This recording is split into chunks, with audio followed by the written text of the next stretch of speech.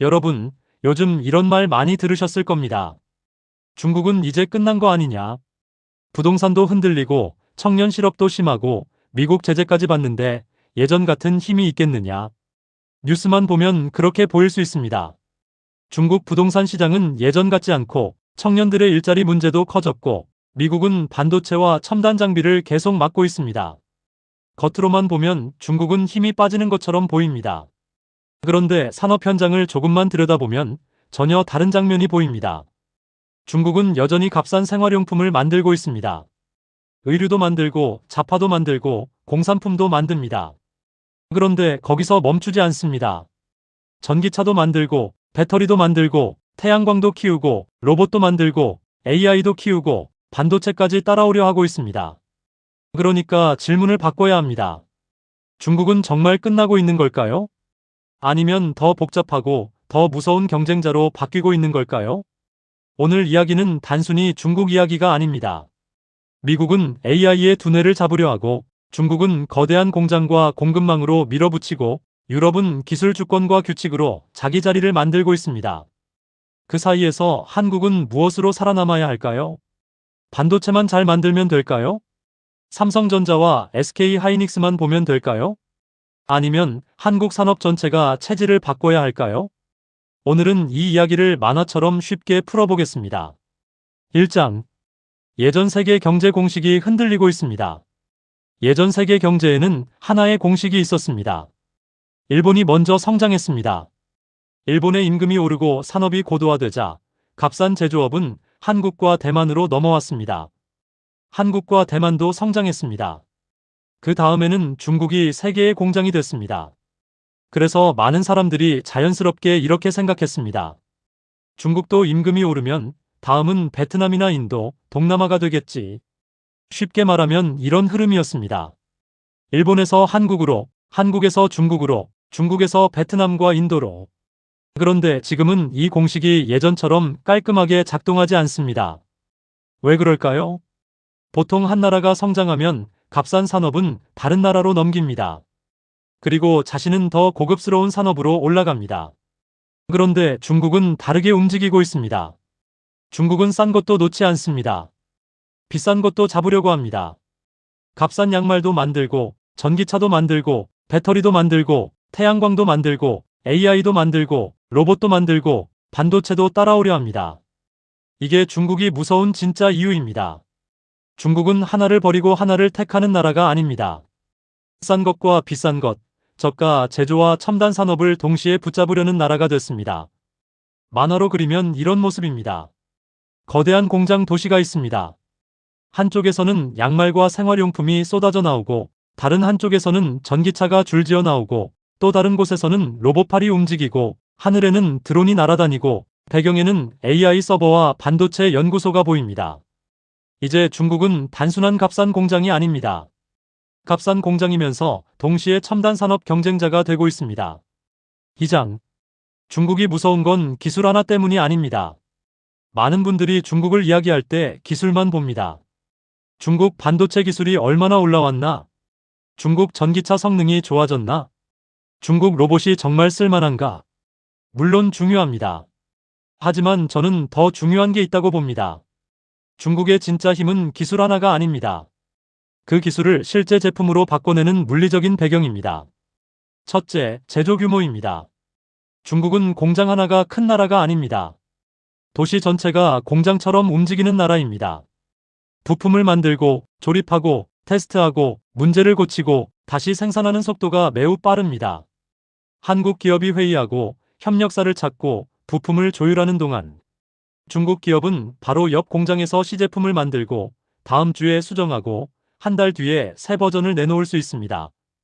둘째, 부품 공급망입니다.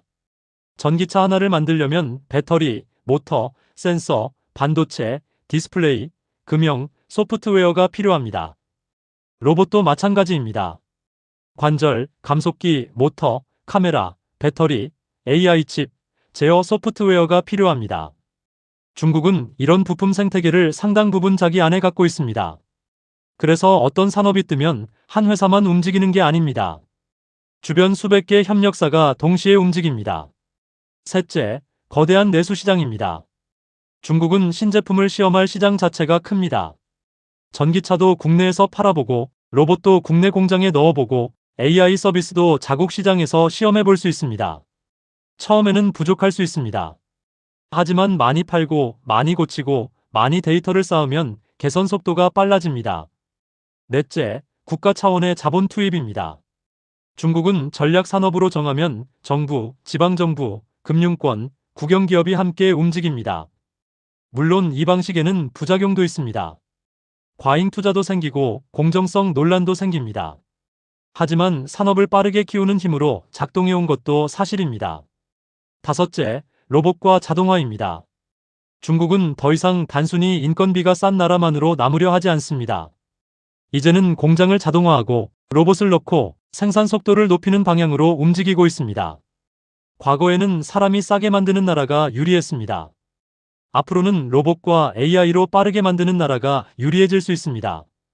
여기서 중국은 무서운 위치에 있습니다. 전기차 공장, 배터리 공장, 전자제품 공장, 로봇 공장, 물류망과 항구가 이미 깔려 있습니다. 여기에 AI와 자동화가 붙으면 생산성은 더 빨리 올라갈 수 있습니다. 3장. 앞으로 3년에서 5년이 중요한 이유. 여기서 우리가 꼭 봐야 할 시간이 있습니다. 바로 앞으로 3년에서 5년입니다. 왜 하필 3년에서 5년일까요? 기술 격차가 완전히 사라지는 데는 더 오래 걸릴 수 있습니다. 반도체 같은 초정밀 산업은 하루아침에 따라잡기 어렵습니다. 하지만 시장의 인식이 바뀌는 데는 3년이면 충분합니다. 예를 들어 이런 일이 벌어질 수 있습니다. 중국 전기차가 예전보다 훨씬 좋아졌다. 중국 배터리가 가격을 더 낮췄다. 중국 로봇이 공장에 본격적으로 들어가기 시작했다. 중국 AI 서비스가 내수 데이터를 바탕으로 빠르게 개선된다. 중국 반도체가 최고급은 아니어도 중간 시장을 흔들기 시작한다. 이렇게 되면 한국 기업이 당장 무너지는 건 아닙니다. 하지만 시장은 먼저 의심하기 시작합니다. 한국이 계속 앞서갈 수 있을까? 중국이 가격으로 밀어붙이면 버틸 수 있을까? 한국 기업의 이익률은 유지될 수 있을까? 주가는 실제 위기보다 먼저 움직입니다. 투자자의 걱정도 실적보다 먼저 반영됩니다. 그래서 3년에서 5년은 그냥 시간이 아닙니다. 중국이 따라오는 시간이고 한국이 다시 격차를 벌려야 하는 시간입니다. 그림으로 그리면 이런 장면입니다. 가운데에 커다란 시계가 있습니다. 시계 바늘은 3년, 5년을 향해 움직입니다. 왼쪽에는 중국의 산업열차가 빠르게 달려옵니다. 전기차, 배터리, 로봇, AI, 반도체 부품을 가득 싣고 있습니다. 오른쪽에는 한국의 산업열차가 출발 준비를 합니다. 반도체, 자동차, 조선, 방산, 로봇, 콘텐츠에 AI 엔진을 달고 있습니다. 문제는 속도입니다. 누가 더 빨리 산업을 바꾸느냐? 누가 더 빨리 AI를 붙이느냐? 누가 더 빨리 다음 시장의 표준을 잡느냐? 앞으로 3년에서 5년은 바로 그 승부의 시간입니다. 4장.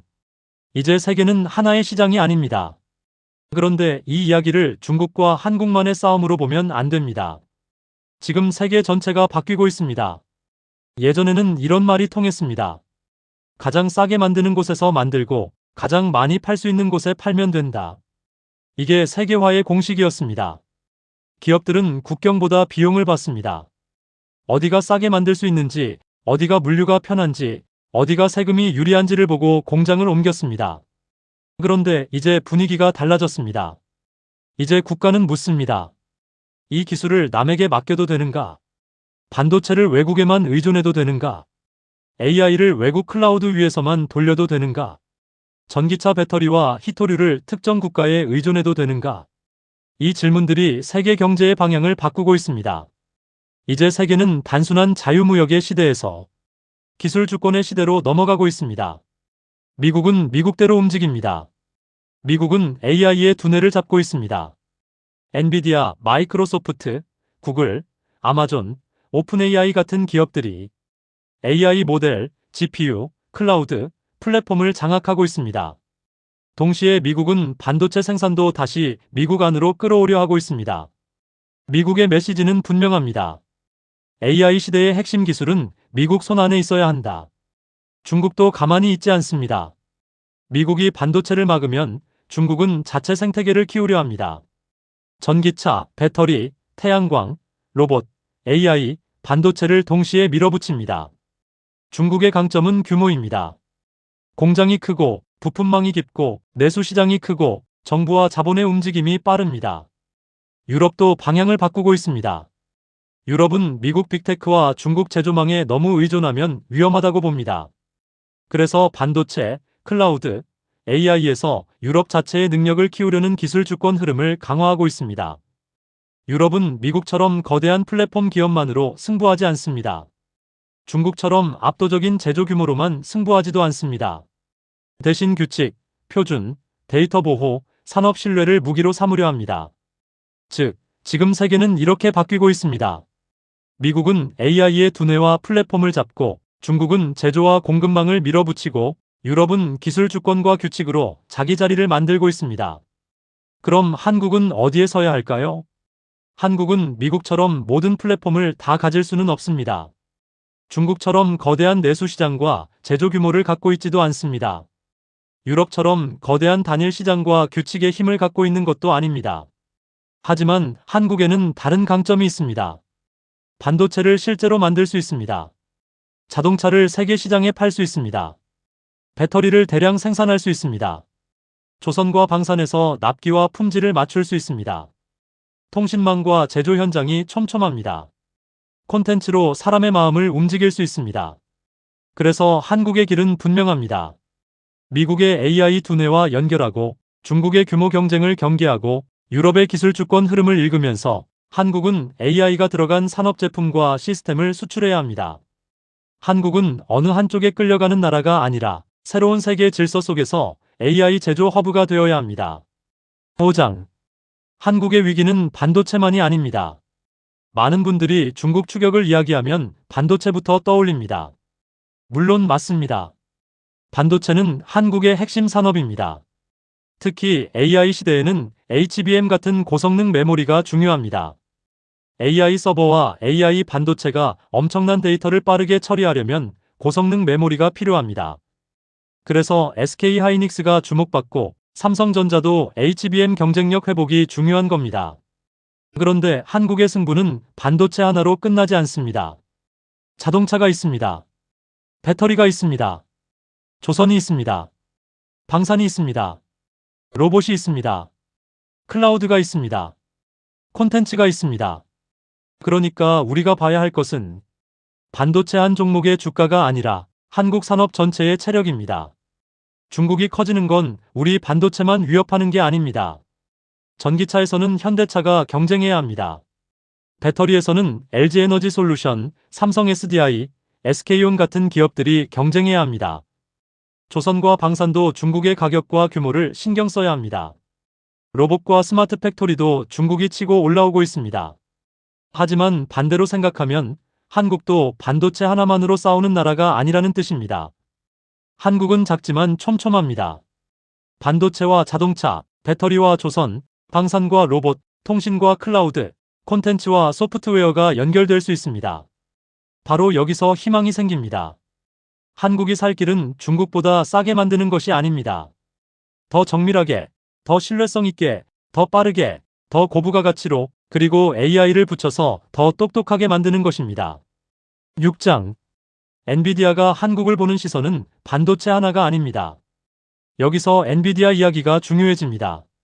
많은 분들이 엔비디아와 한국의 관계를 이렇게만 생각합니다. SK하이닉스가 HBM을 공급한다. 삼성전자가 HBM에서 얼마나 회복하느냐가 중요하다. 맞는 말입니다. 하지만 이제는 더 큰 그림을 봐야 합니다. 엔비디아는 한국 정부와 삼성전자, SK그룹, 현대차그룹, 네이버 클라우드 등과 함께 한국의 AI 인프라를 25만 개가 넘는 GPU 규모로 확대하겠다고 발표했습니다. 정부는 국가 AI 컴퓨팅 센터와 국내 클라우드 기반을 키우고 삼성은 AI 팩토리로 반도체 제조와 디지털 전환을 가속하고 SK는 산업용 AI 클라우드와 로보틱스, 디지털 트윈을 연결하고 현대차는 제조와 자율주행을 위한 AI 모델 훈련과 배치에 나서고 네이버 클라우드는 주권 AI와 산업 특화 모델을 키우는 구조입니다. 이게 왜 중요할까요? 이건 단순히 GPU를 많이 산다는 이야기가 아닙니다. 엔비디아는 한국을 단순한 메모리 공급처로만 보는 것이 아닙니다. 한국에는 반도체가 있고, 자동차가 있고, 배터리가 있고, 조선이 있고, 방산이 있고, 통신망이 있고, 클라우드가 있고, 로봇과 스마트 팩토리를 적용할 제조 현장이 있습니다. 이 조합이 중요합니다. AI가 진짜 돈이 되려면 어디로 가야 할까요? 컴퓨터 화면 안에만 있으면 안 됩니다. 공장으로 들어가야 합니다. 자동차로 들어가야 합니다. 로봇으로 들어가야 합니다. 병원으로 들어가야 합니다. 물류와 조선, 방산, 에너지 산업으로 들어가야 합니다. 이걸 요즘 말로 피지컬 AI라고 부릅니다. 쉽게 말하면 화면 안에 있는 AI가 아니라 현실 세계에서 움직이고 판단하고 생산성을 높이는 AI입니다. 바로 이 지점에서 한국의 기회가 생깁니다. 한국은 제조 현장이 있습니다. 공장이 있습니다. 조선소가 있습니다. 자동차 생산 라인이 있습니다. 방산 시스템이 있습니다. 병원과 물류, 통신망도 있습니다. AI를 실제 산업에 붙일 수 있는 땅이 있는 겁니다. 7장. 엔비디아의 4가지 선물. 저는 이 흐름을 쉽게 이렇게 부르고 싶습니다. 엔비디아가 한국에 준 4가지 선물. 첫 번째 선물은 AI 인프라입니다. AI 시대에는 아이디어만 있다고 되는 게 아닙니다. 그 아이디어를 학습하고 실행할 계산 능력이 있어야 합니다. 예전 산업의 발전소가 전기였다면 AI 시대의 발전소는 GPU와 데이터 센터입니다. 한국이 자체 AI 인프라를 갖춘다는 것은 한국어 AI, 산업용 AI, 의료 AI, 제조 AI를 국내에서 돌릴 수 있는 기반을 갖춘다는 뜻입니다. 두 번째 선물은 AI 팩토리입니다. 앞으로 공장은 사람의 감과 경험만으로 운영되는 공간이 아닙니다. AI가 분량을 예측하고 생산 라인을 조정하고 설계를 개선하고 낭비를 줄이는 공간이 됩니다. 삼성과 SK가 AI 팩토리를 만든다는 것은 반도체 공장이 더 똑똑해진다는 뜻입니다. 한국 제조업이 AI를 만나면 손재주 좋은 공장에서 AI가 붙은 정밀 제조국으로 바뀔 수 있습니다.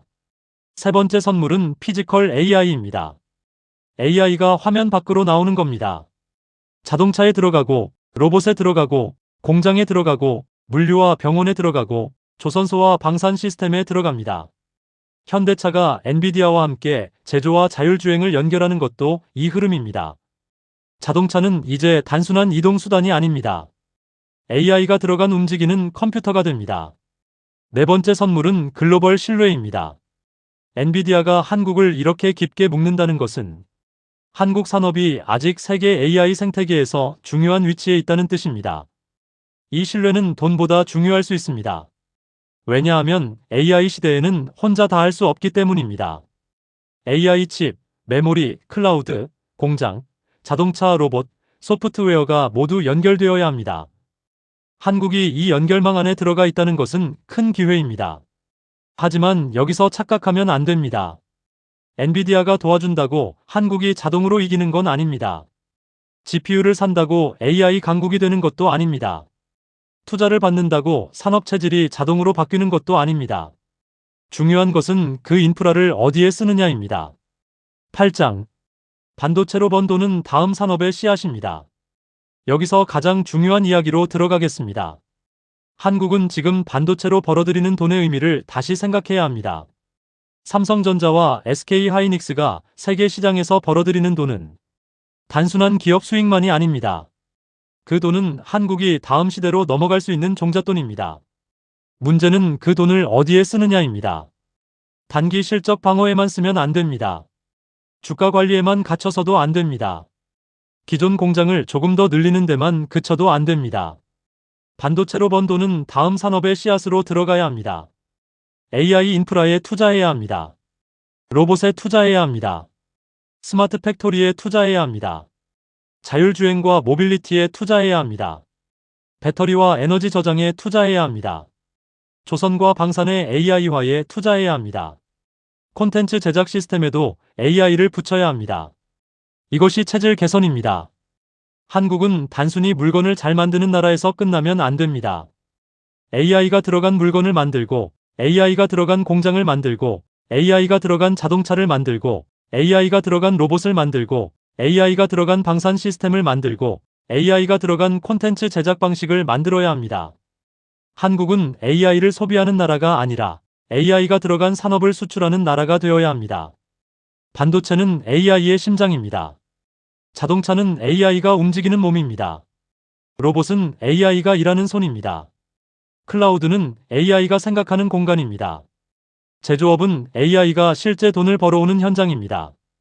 콘텐츠는 AI 시대에도 사람의 마음을 움직이는 언어입니다. 이 모든 것을 연결해야 합니다. 9장. 한국은 새로운 세계 질서를 만드는 나라가 되어야 합니다. 이제 한국의 목표는 분명해야 합니다. 한국은 단순히 기존 질서 안에서 부품을 잘 공급하는 나라에 머물면 안 됩니다. 그 다음 단계로 가야 합니다. 새로운 세계 질서를 만드는 나라. 이 말이 거창하게 들릴 수 있습니다.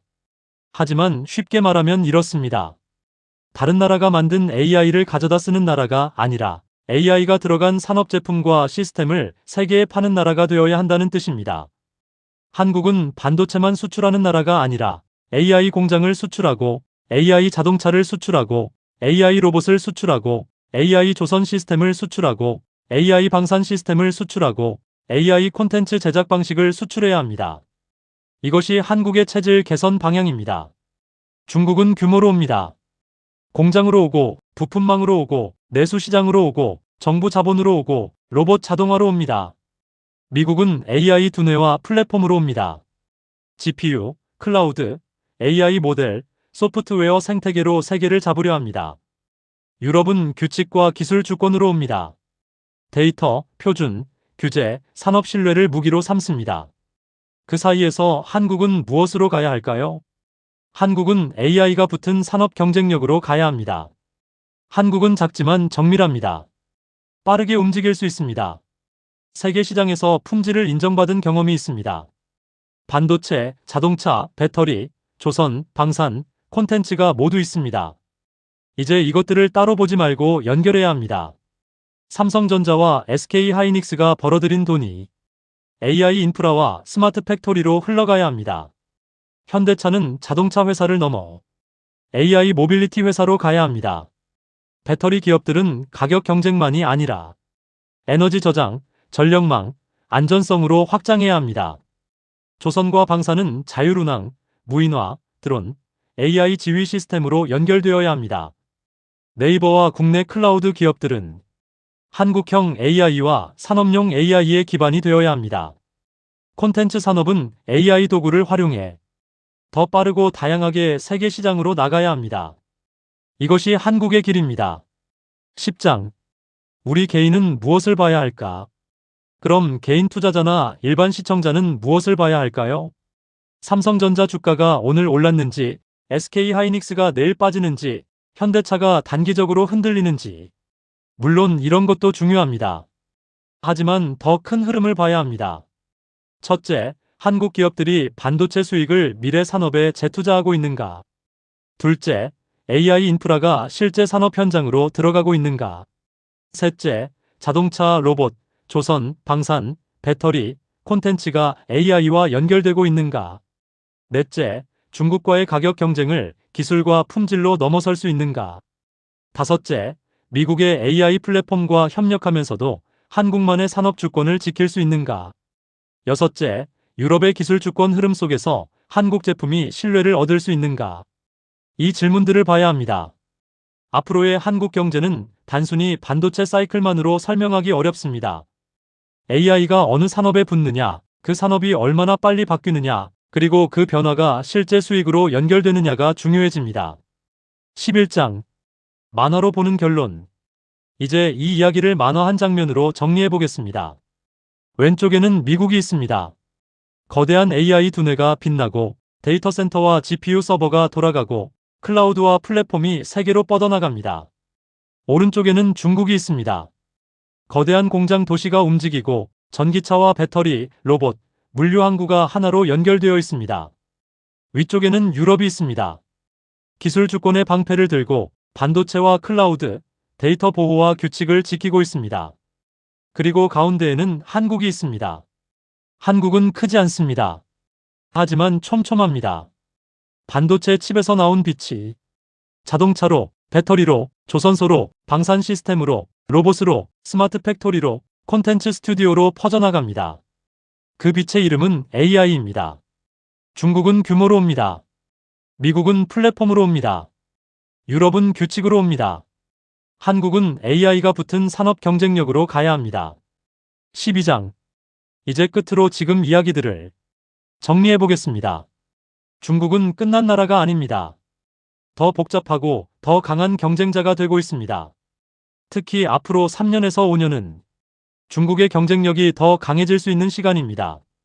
하지만 한국도 손 놓고 있는 나라가 아닙니다. 한국에는 반도체가 있습니다. 자동차가 있습니다. 배터리가 있습니다. 조선이 있습니다. 방산이 있습니다. 로봇과 스마트 팩토리를 적용할 제조 현장이 있습니다. 클라우드와 통신망이 있습니다. 그리고 콘텐츠도 있습니다. 여기에 엔비디아의 AI 인프라 협력이라는 기회가 붙고 있습니다. 문제는 하나입니다. 그 기회를 실제 체질 개선으로 연결하느냐입니다. 반도체로 번 돈을 과거를 지키는 데만 쓸 것인가? 아니면 미래 산업을 여는 데 쓸 것인가? 저는 답이 분명하다고 봅니다. 한국은 반도체 수익을 AI 인프라, 로봇, 스마트 팩토리, 자동차, 배터리, 조선, 방산, 콘텐츠로 다시 투자해야 합니다. 그래야 중국의 추격을 버티는 나라가 아니라 다음 세계 질서를 먼저 설계하는 나라가 될 수 있습니다. 오늘 이야기를 한 문장으로 정리하면 이렇습니다. 미국은 AI의 두뇌를 잡고 중국은 공장과 공급망으로 밀어붙이고 유럽은 기술 주권으로 자기 자리를 만들고 있습니다. 그 사이에서 한국은 반도체로 번 돈을 미래 산업에 재투자해 AI가 붙은 제조, 자동차, 로봇, 조선, 방산, 콘텐츠를 수출하는 나라로 체질을 바꿔야 합니다. 한국은 AI 소비국이 아니라 AI 산업 수출국이 되어야 합니다. 앞으로 3년에서 5년. 이 시간은 중국이 더 강해지는 시간이 될 수도 있습니다. 하지만 동시에 한국이 다시 도약하는 시간이 될 수도 있습니다. 그리고 한국의 운명이 바뀌는 시간이기도 할 것입니다. 그 운명의 방향 또한 우리의 선택임을 잊지 말아야 되겠습니다. 중요한 건 선택입니다. 과거를 지킬 것인가? 미래를 만들 것인가? 한국은 이제 새로운 산업 질서를 따라가는 나라가 아니라 그 질서를 함께 만드는 나라가 되어야 합니다. 감사합니다. 이 영상은 특정 영상의 요약이 아니라 미국, 중국, 유럽, 한국의 산업 흐름을 바탕으로 한 독립 경제 해설 콘텐츠입니다. 본 영상은 투자 권유가 아닌 경제산업 해설 콘텐츠입니다. 투자 판단은 본인의 책임임을 조언드립니다.